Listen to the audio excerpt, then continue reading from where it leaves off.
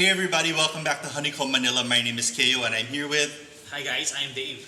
And we have something special today because the Good Cup sent over this El Barista Gesha from Colombia, and it's a competition grade, competition series coffee. So we thought, what better way to experience this coffee than with a little competition. So we're gonna do kind of an asymmetric competition, and it's more a simulation of what barista competitions are like, so that we can kind of walk each other through the taste notes and the experience of making and drinking this coffee. So we decided we would roll the camera and stick around. It's going to be a lot of fun. Right, let's do this. Let's do this. I'm going to be doing espresso, then Dave is going to be doing the milk course.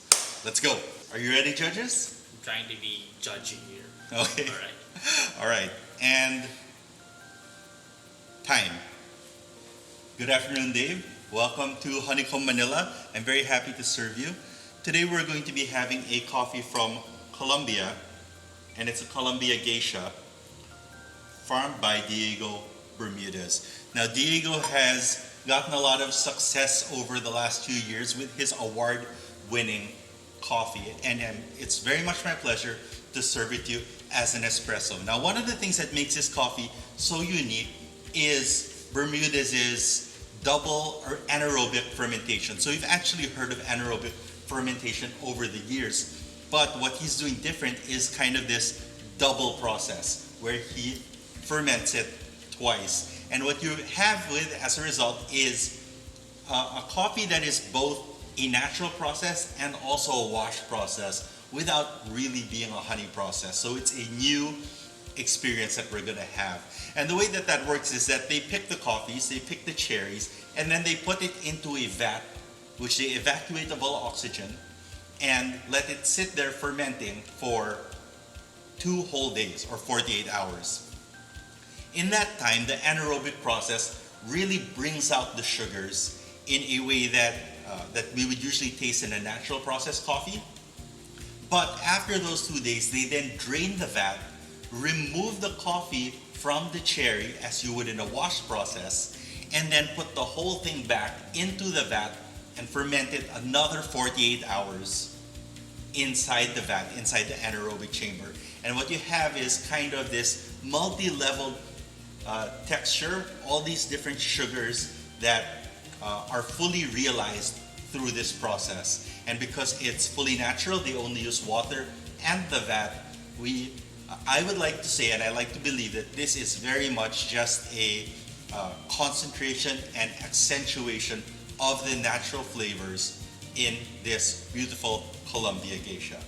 So if you give me a moment, I'll go and prepare your espresso.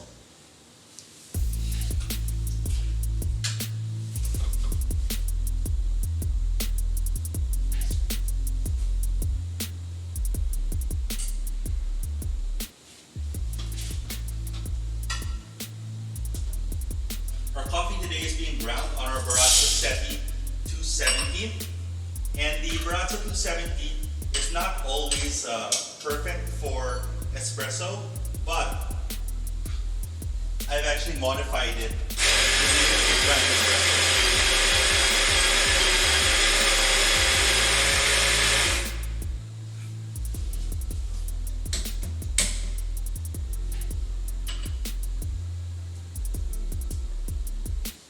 So one of the reasons that I like this particular grinder is because the grind distribution is really good, but also because when the grounds come out, they're already very fluffy, right? And there's no clumping in the cup.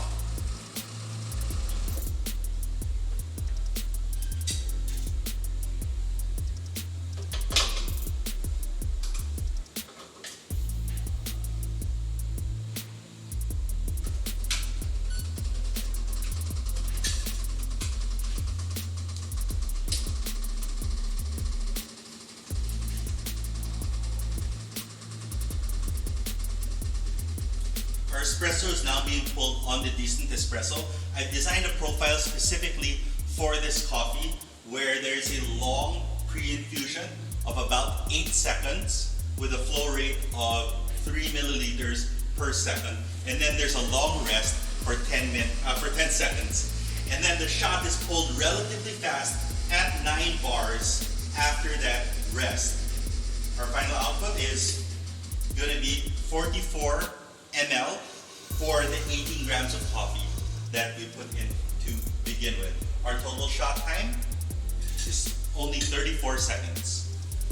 Slightly different from the standard 30 seconds that we've been chasing, especially coffee over the years. But you'll see that the flavor, the crema, the espresso is still quite delicious.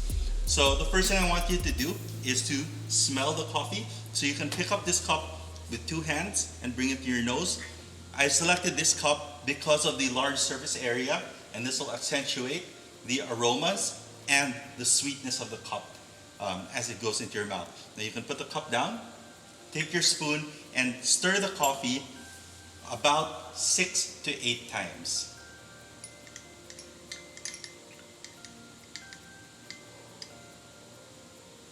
Alright, now that we've fully integrated that, we can pick up the espresso with two hands again, take a deep whiff of it through your nose, take a smell, examine that aroma, and then again breathe in and hold the breath in as you take your first sip of the espresso.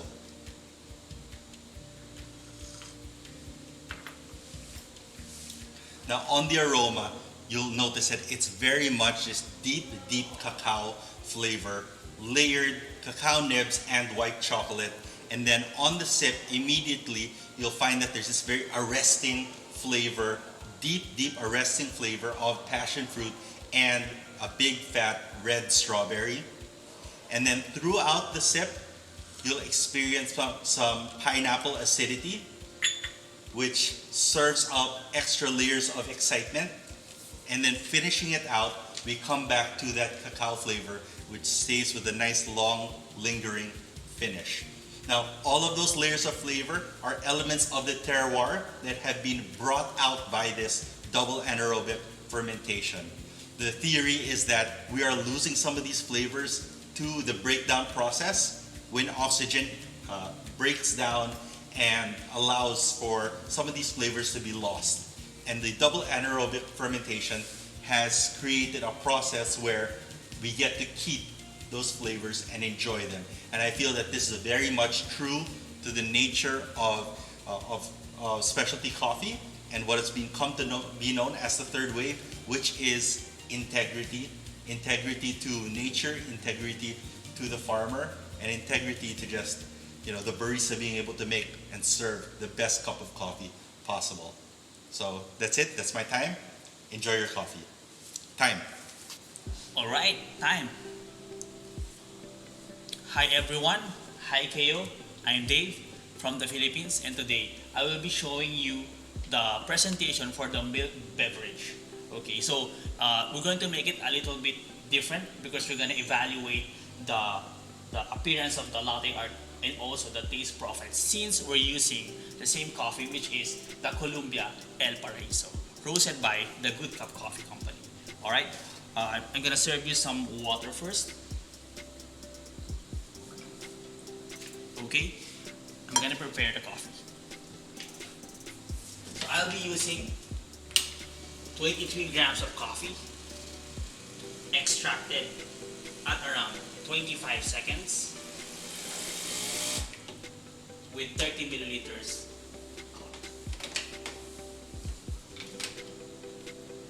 So it's gonna be a double espresso.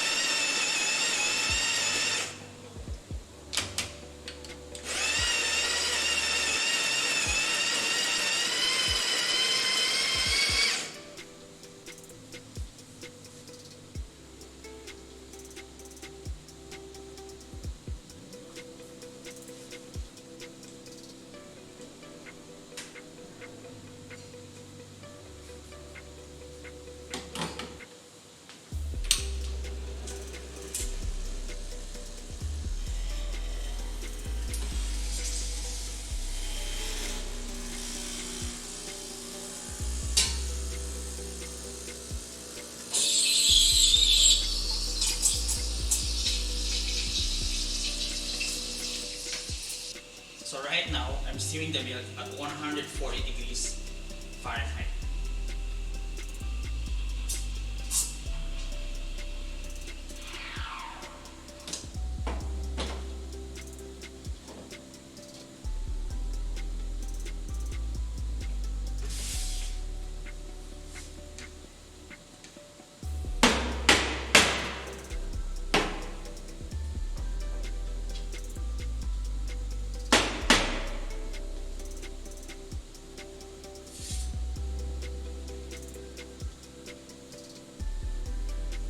pour you some latte.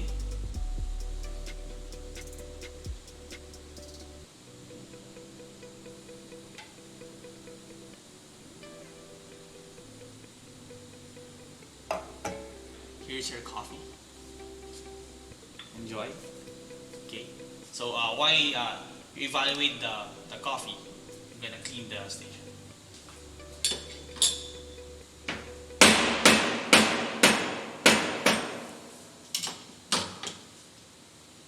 Alright. While are you tasting the coffee? At first sip, you will taste butterscotch and roasted almonds. Because the coffee has more on the first layer. And at the second sip, which you will taste more on the milk,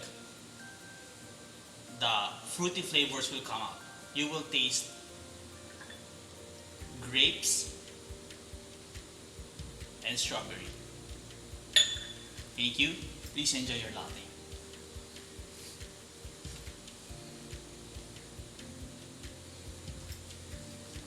Alright, that's it.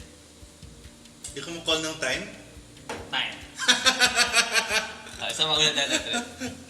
Alright, so that was our simulation of coffee competition with some good competition coffee. Before we keep going, I just want to say thank you again to the Good Cup and to Gio Visitacion Thank you, Gio, for sharing this coffee with us. It is a very special and unique coffee, and we wanted to make sure that we did something special to celebrate the occasion as well.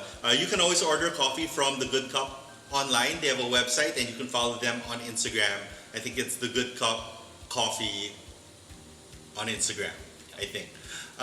So what we're going to do now is we're just going to go over a quick assessment, the notes that we took on each other's performance. And Dave, why don't you go first? Okay, so when you evaluate the whole performance, so you have to write down the introduction. So you already said almost everything about the coffee. So the process, how many hours, okay.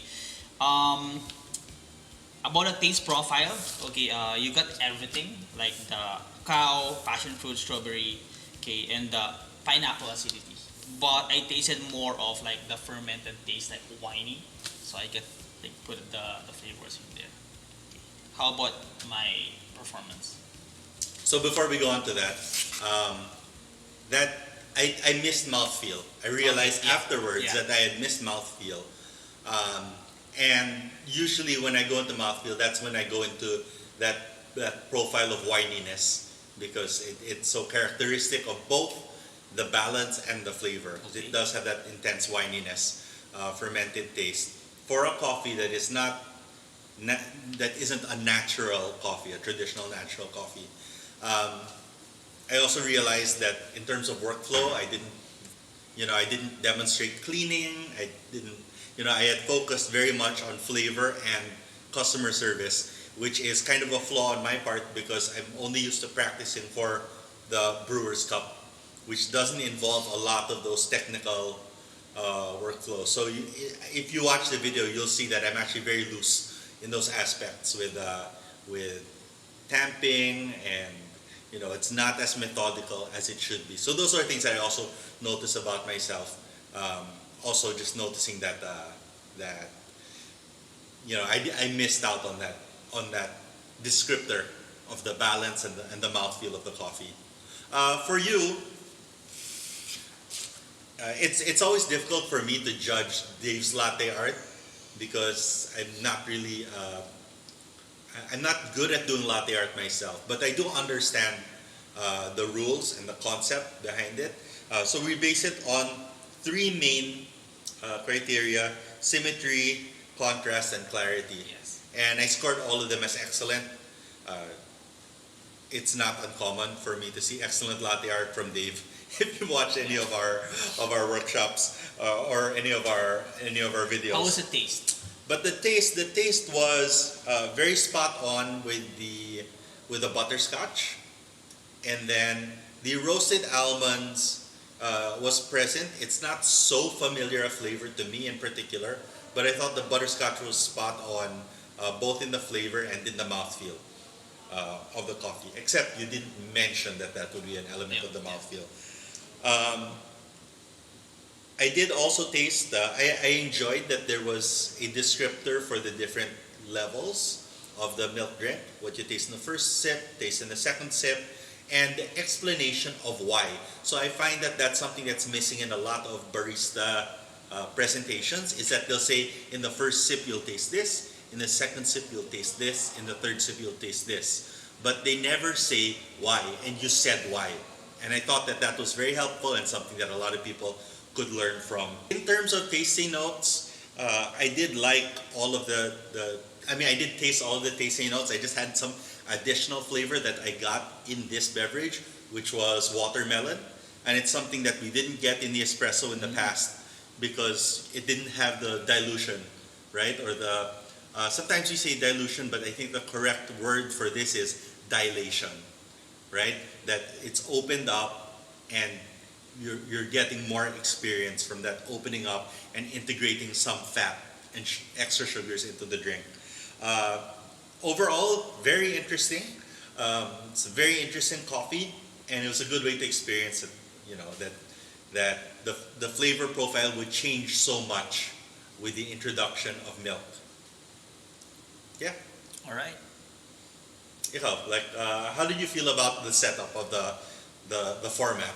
Yeah, it's very good because we can practice early if we're gonna join the competition, and also because when you taste the coffee, sometimes most barista they only taste it as espresso. They don't taste it as milk beverage, as a flavor drink. So for me, when I calibrate coffee, especially in the coffee shops, of course I taste it as espresso. But the espresso that I use should be the espresso for the milk base and for everything.